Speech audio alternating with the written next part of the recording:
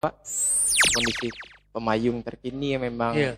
dalam kondisi tadi suspeknya ada 5 orang, konfirmasi 91, prosesnya 28, sembuh 63, Ya. kematian 0, yang juga dinyatakan sebagai zona oranye, sehingga kita bisa lebih waspada. Kemudian Kalau kita sayang dengan keluarga kita, marilah kita bersama-sama bantu kami lawan COVID-19 ini dengan cara mentaati protokoler kesehatan.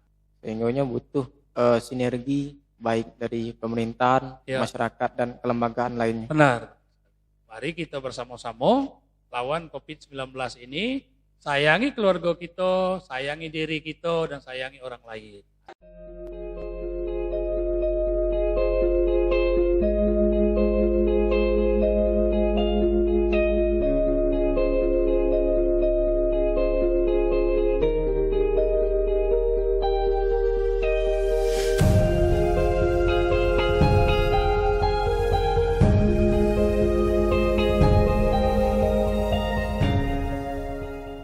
Sebelumnya kita awali dengan bismillah dulu, Pak.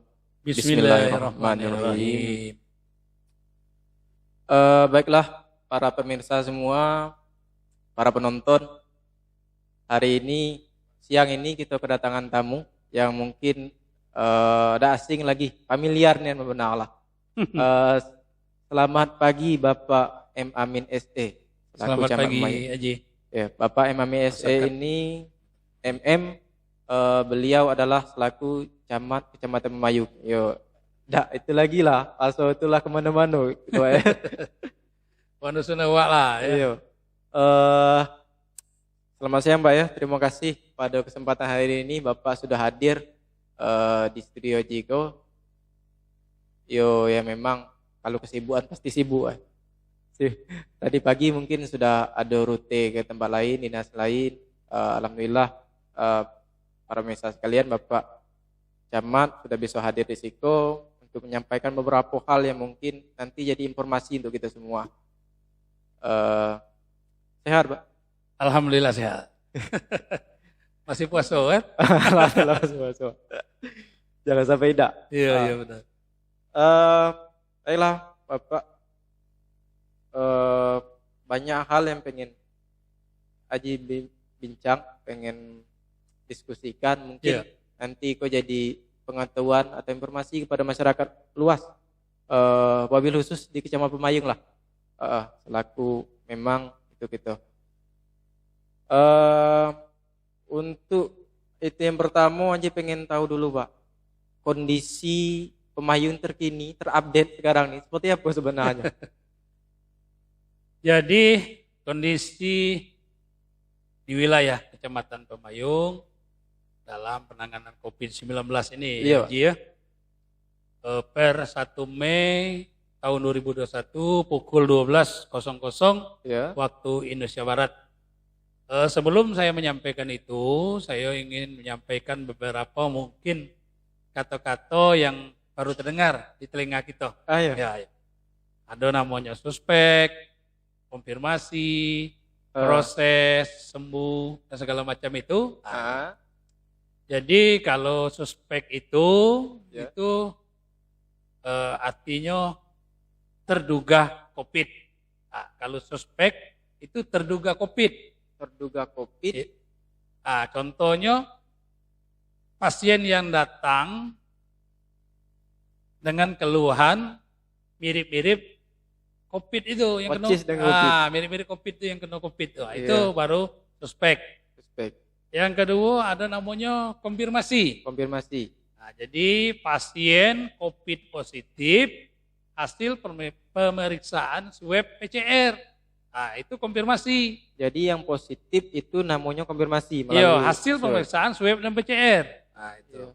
Yang ada namanya proses. Nah, proses yang dimaksudkan di dalam penanganan COVID-19 ini, pasien konfirmasi dalam penanganan atau dia itu belum sembuh. Belum sembuh. Nah, yang di luar yang meninggal. Dia isolasi mandiri. Ataupun isolasi di tempat yang disediakan oleh pemerintah. Itu proses Pak ya. Itu dalam kesempatan ini saya sampaikan jumlah orang-orangnya ya. Iya Pak. Baru jumlah orang-orangnya, tidak jenis kelaminnya. Suspek itu yang saya sebut di atas tadi itu ada 5 orang. 5 orang terduga.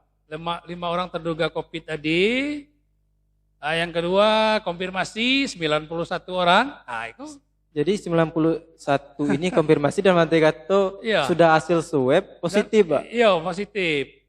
Yang banyak juga, ada Pak. Yang proses dalam penanganan belum sembuh ini yang diisolasi dan segala macam itu 28 orang. 28. Yang sembuh 63 orang. Kematian? Kematian 0. Alhamdulillah. Tadi cerita tentang konfirmasi ada 91 orang. Ya. Kecamatan Pemayung, Pak. Ya. 91 orang positif dengan hasil swab. Banyak, Pak? Banyak. Ini yang perlu kita waspadai. Iya. Perlu waspadai oleh masyarakat supaya lebih berhati-hati dan juga tetap mematuhi protokol kesehatan itu sendiri. 91 ke banyak, wah. Kalau penonton gue udah nengok 91, aku 91 banyak. Pasien. Kemudian aja kira tadi kok 91 Kabupaten Matahari tidak, ya. Memang Kecamatan Pemayung. Iya, pasien COVID positif. Kemudian yang proses itu ada namanya isolasi mandiri, betul Pak ya? Betul. Isolasi mandiri itu yang Bapak sampaikan tadi ada disiapkan tempatnya oleh pemerintah. Ada juga di rumah masing-masing. Rumah masing-masing. Pemerintah itu tadi apa gitu Pak? Ada di RSUD Hamba dan juga ada di MES PKK dan tempat-tempat lain yang disediakan oleh Pemkab Kabupaten Batanghari. Untuk orang-orang yang memang harus diisolasi. Tadi. Yang mandiri di rumah. Itu jadi pertanyaan aja itu Pak. Apakah memang terjaga dia di rumah?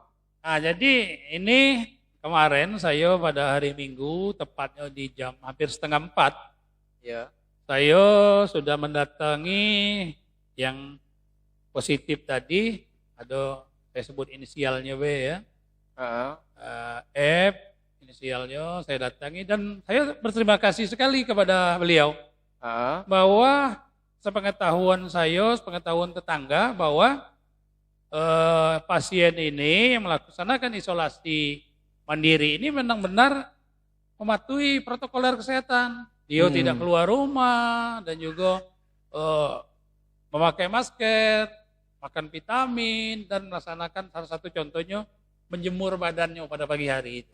Itu. Saya juga mendapat laporan dari tetangganya seperti itu. Memang melalui masyarakat juga kita tahu. Iya, benar. Proses ada 28 orang memang. Kemudian yang sembuh ada 63, kematian 0. Ya. Sehingga kan kita ini lagi rame-rame ini. Ada namanya itu zona merah mungkin. Iya, benar. Zona hitam ada zona hitam, Pak. Zona hitam kalau untuk di Pemayung enggak ada.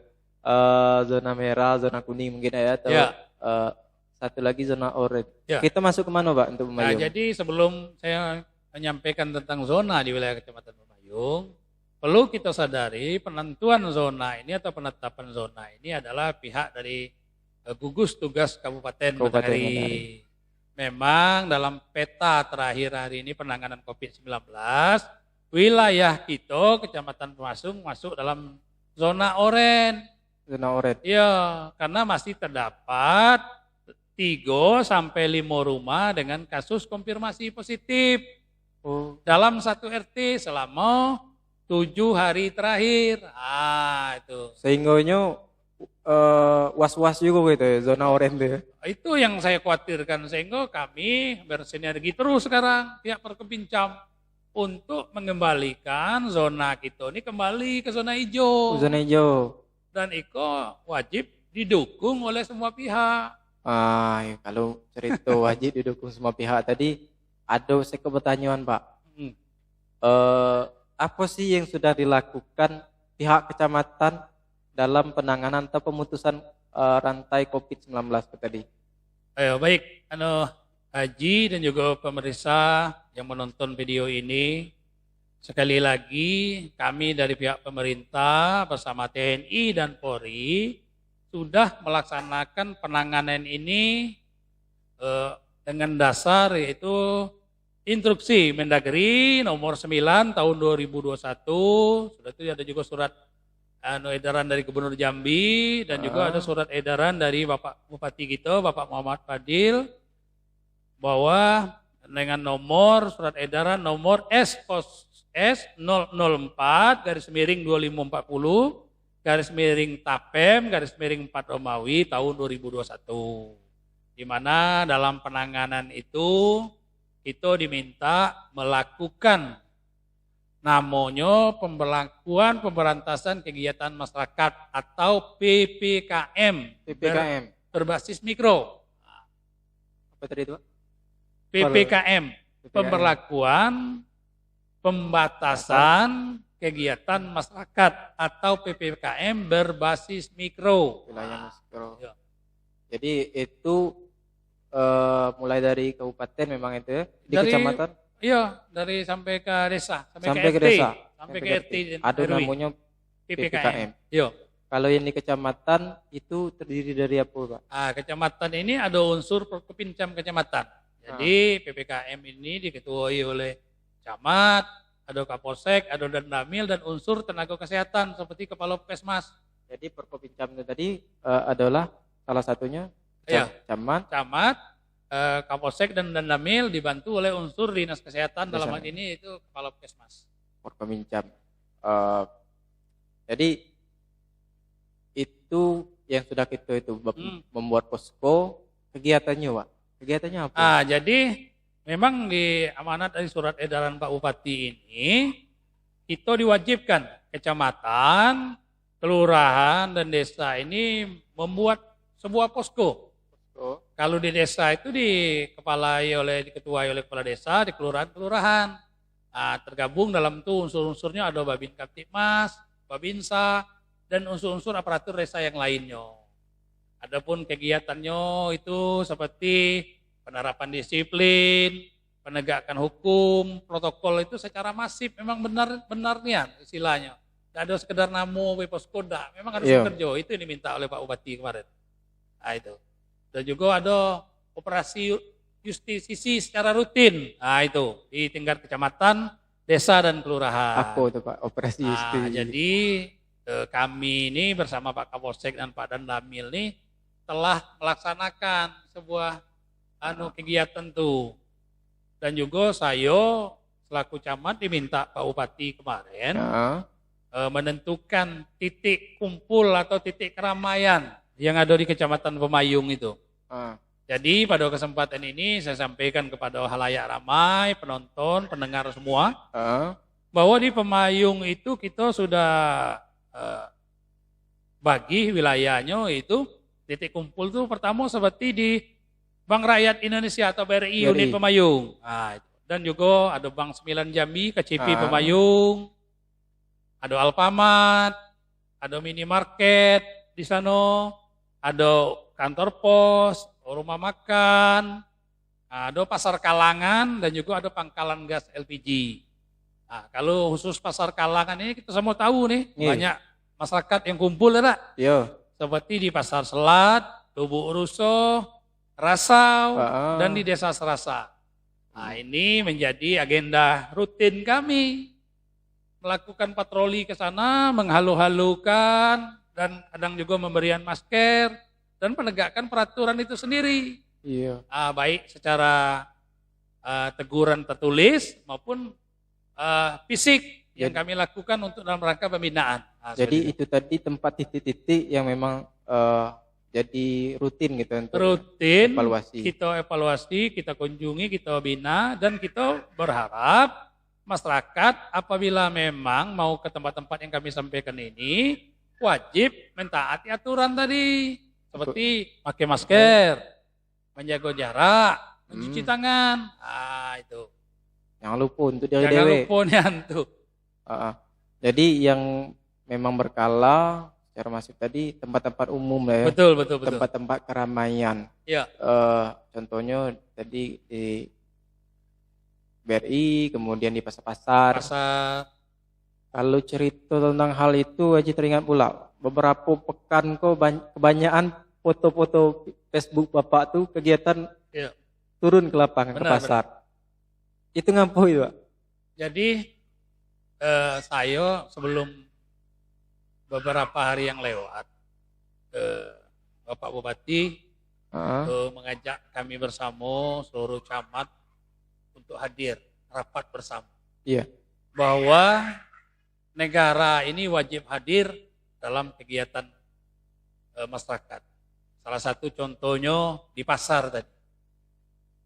Minggu kemarin tanggal 1 saya dengan Babin Kaptimas, Babinsa, Kepala Desa, BPD, tokoh masyarakat yang lain, kami memberikan halo-halo ataupun memberikan semacam pemberitahuan. Pemberitahuan, sosialisasi. Sosialisasi, karena Bapak Bupati meminta langsung bahwa kita harus langsung berhadapan dengan masyarakat tersebut, menjelaskan kepada mereka bahwa tentang tata cara pencegahan dan juga bagaimana apabila yang melanggar itu.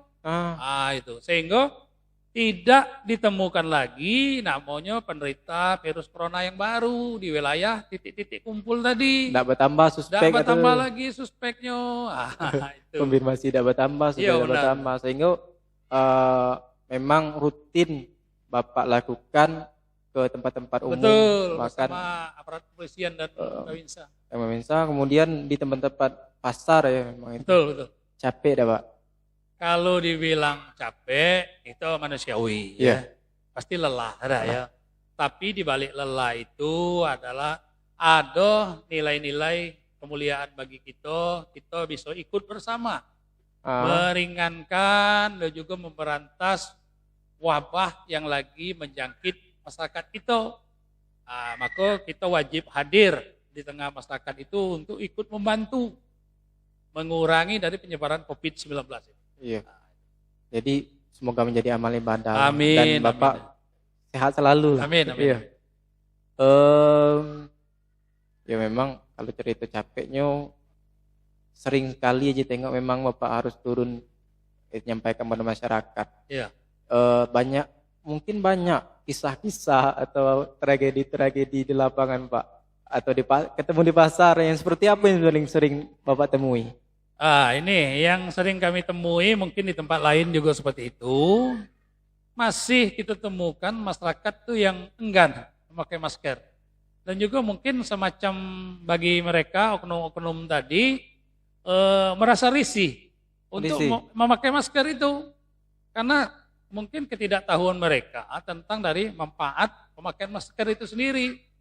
Sehingga kita harus berulang-ulang menyampaikannya, turun ke desa tersebut sekali lagi, memakai alat pengeras suara, dan juga mungkin dengan cara-cara lain, melalui tempat pengajian, pada saat sholat Jumat, pada saat sholat tarawih. Iya, bahkan pada sholat subuh juga kita sampaikan pada situ. Jadi memang beberapa itu aja tengok beberapa tempat yang memang sudah melaksanakan itu, kayak mungkin di wilayah-wilayah kecamatan juga, sholat pun itu. Memang kita harus sebagai masyarakat sadar, paham bahwasanya kondisi kita sekarang ini. Yang sering Bapak temukan tadi kan dari pakai masker tuh Pak. Benar.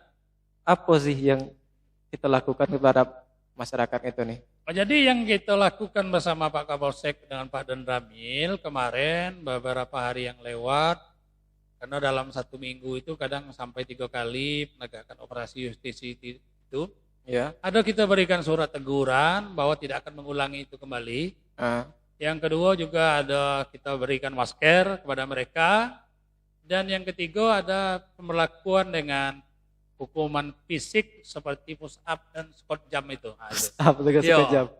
Supaya mereka jerah dan tidak akan mengulangi lagi. Padahal itu untuk kepentingan dia. Karena untuk kepentingan diri mereka, keluarga mereka, dan untuk kepentingan orang lain. Padahal di kerumunan kita udah tahu apa kan terjangkit virus. Benar. Itu yang terus kita halu-halui terus itu. Banyak hal lah yang memang perlu masyarakat kita sadari bahwasanya dalam kondisi itu yang Bapak sampaikan tadi, zona oranye, yang kita waspada juga, tetap menjaga protokol kesehatan kita lakukan, sehingga untuk memutuskan penyebaran COVID tadi, sehingga pandemi itu dah lama-lama amat lah, hampir tahun keberapa nih Pak? Tahun kedua. Tahun kedua. Iko aja punya sekop video Pak. Ayo. Ya, yang kita tonton dulu Pak ya. Iya. Teruntuk pemerintah, tolong jangan larang kami para perantau untuk pulang ke kampung halaman. Bukan kami tak mau menaati peraturan yang sudah ditentukan, tapi keluarga di rumah sudah menunggu kedatangan kami. Cukup tahun kemarin saja kami nggak pulang, kami nggak mudik. Kami nggak mau melihat orang tua kami sedih karena nggak bisa merayakan Lebaran di tahun ini bersama anak-anak dan keluarga tercintanya. Kami mohon ya Pak, teruntuk khusus buat Bapak Jokowi, tolong berilah kami kesempatan untuk pulang kampung, untuk pulang mudik pada Hari Raya Idul Fitri nanti Pak. Karena kami Lebaran kemarin sudah tidak berkumpul bersama keluarga Pak. Sedih Pak kalau nengok video itu. Ini video salah satu cerita dari masyarakat yang memang pengen mudik. Tadi kita sudah cerita, ya. Tampaknya tahunku sama tahun belakang dilarang mudik. Benar adanya Pak? Benar, tidak boleh mudik. Tidak ada mudik. Jadi kalau tidak boleh mudik, kira-kira kenapa? Nah, jadi ini ya, penonton, pemirsa dan pendengar, bahwa aturan larangan mudik ini bukan dibuat main-main ataupun dibuat sengaja untuk mensesarakan masyarakat, tidak. Iya. Aturan ini dibuat, sudah dikaji dengan benar-benar oleh pakarnya, oleh ahlinya, bahwa aturan larangan mudik pada tahun ini diharapkan supaya pemudik dan yang akan tempat yang dikunjungi ini tidak bertambah yang terkombinasi positif tadi, sehingga tidak ada yang terjangkit virus wabah corona ini orang baru. Itu. Karena kita tidak tahu bahwa yang pemudik ini sudah bebas atau belum dari virus corona, ataupun pemudiknya tidak tahu bahwa daerah yang akan dikunjungi ini apakah banyak yang terkombinasi positif atau tidak, kan tidak tahu. Sehingga pemerintah mengambil kebijakan pada tahun ini untuk kita tetap di rumah, tidak melakukan mudik. Itu yang sebenarnya. Yang intinya menjaga diri dia sendiri. Menjaga diri masing-masing, baik pemudik maupun sanak keluarga yang akan dikunjungi. Itu sebenarnya. Kalau kita dengar pilunya yang diceritakan video tadi, pilu ya. Pilu ya. Sedih gitu dibuatnya. Sedih. Cuman ya memang apa kira-kira itu Pak? Untuk menjaga keluarga gitulah. Ya. Jadi untuk keluarga ataupun pemudik, marilah kita bersama-sama mentaati aturan ini dan mudah-mudahan virus corona ini segera berakhir. Amin. Sehingga kita bisa bersilaturahmi lagi dengan keluarga kita, berkumpul kembali dengan keluarga kita, dan tidak menjadi ini musibah yang lebih hebat lagi. Karena jatuh korban sudah banyak, marilah kita bersama-sama diri dulu untuk menahan diri, bersabar. Mudah-mudahan cobaan ini segera berakhir. Mudah-mudahan COVID atau pandemi ini segera berakhir sampai kita bisa kembali itu lagi. Ya. Aduh. Ya berarti kalau kita cerita tentang dilarang mudik, ada aja dengar kabarnya bakalan ada tempat-tempat atau posko-posko jago untuk tidak mudik, ada Pak? Ada. Seperti apa itu Pak? Jadi di perbatasan provinsi dengan daerah lain untuk petugas itu sudah diletakkan seperti berbatas dengan Jambi Sumbar, termasuk juga Jambi Riau, Jambi Palembang, itu petugas-petugas di daerah-daerah tersebut sudah diletakkan supaya pemudik-pemudik yang melewati tanggal yang telah ditentukan pemerintah itu tidak boleh masuk lagi. Karena pemberlakuan PPKM itu sendiri sudah dilaksanakan. Mulainya tanggal? Mulai itu kita lakukan dari ini ya. Mulai tanggal 6 atau tanggal 6 sampai dengan tanggal 24 Mei kalau tidak salah itu. Jadi ya. Orang dari luar tidak bisa masuk. Ya. Orang kita tidak bisa keluar. Tidak bisa keluar. Betul Pak? Betul. Ada hal-hal lain yang mungkin Pak apakah semua orang tidak bisa masuk atau kendaraan-kendaraan bisa masuk atau ada pengecualian? Ada pengecualian seperti mungkin di situ ada yang bersifat emergensi atau urgent. Iya. Ya mungkin misalnya menyangkut hajat hidup orang banyak biasanya ataupun kepentingan dinas itu biasanya dipersilakan dengan menunjukkan mungkin surat keterangan resmi dari instansi ataupun yang berwenang. Nah, itu. Sehingga kalau macam logistik, ngiriman sembako, paket, itu masih tetap Pak ya? Masih, saya rasa masih bisa. Masih bisa. Ataupun seperti yang sakit Pak, atau rujukan keluar, itu masih bisa Pak. Kalau hal-hal seperti itu pasti, karena menyangkut hajat hidup orang banyak. Oh, jadi memang yang tidak boleh itu yang mudik. Mudik. Aduh, semoga lah cepat berlalu lah itu. Amin, amin, amin. Tadi ada beberapa itu tanggal 6 gitu itu. Kemudian yang info-info terbaru ini Pak, apakah benar ini ya untuk masyarakat kita yang hendak pengen ke Jambi, Kota Madia, untuk membeli sembako atau segala macam atau pedagang segala macam, itu ada ketentuan-ketentuan khusus? Untuk saat ini memang resminya belum sampai ke kita di pemerintah kecamatan. Namun mungkin kita sudah melihat di media sosial dan informasi lain bahwa penduduk di luar kota Jambi yang akan masuk ke kota Jambi yang akan melakukan usaha atau transaksi tersebut wajib membawa surat keterangan RT katanya kan. Iya. Nah, jadi mungkin diharapkan dengan itu pihak pemerintah kota mungkin mengharap tahu dari mana asal usul orang yang akan melakukan transaksi ini, apakah dari kabupaten mana, apa dari kota mana, sehingga mungkin supaya masyarakat ini bisa terdata sehingga tidak menimbulkan mungkin klaster-klaster baru. Itu mungkin diharapkan oleh kabupaten ataupun kota tetangga kita tersebut. Oh, jadi itulah pemirsa, nak kita tahu, ada yang mungkin nak ke Jambi, cuman yang piknik tidak boleh. Kalau untuk sementara kita menghindari kerumunan, piknik, damai wisata dan segala macam, rapat dan segala macam memang dibatasi. Dibatasi.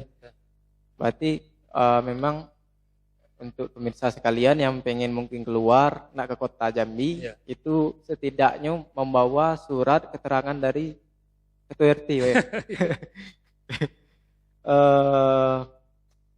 Itu tadi kita sudah bincang-bincang Bapak kondisi pemayung terkini yang memang dalam kondisi tadi suspeknya ada 5 orang, konfirmasi 91, prosesnya 28, sembuh 63, kematian 0, yang juga dinyatakan sebagai zona oranye, sehingga kita bisa lebih waspada. Kemudian upaya yang sudah dilakukan tadi memang banyaknya lah itu yang sudah dilakukan kecamatan, dan dimohonkan untuk masyarakat sekalian bisa mengerti dan bisa sadar akan penting hal tersebut Pak ya.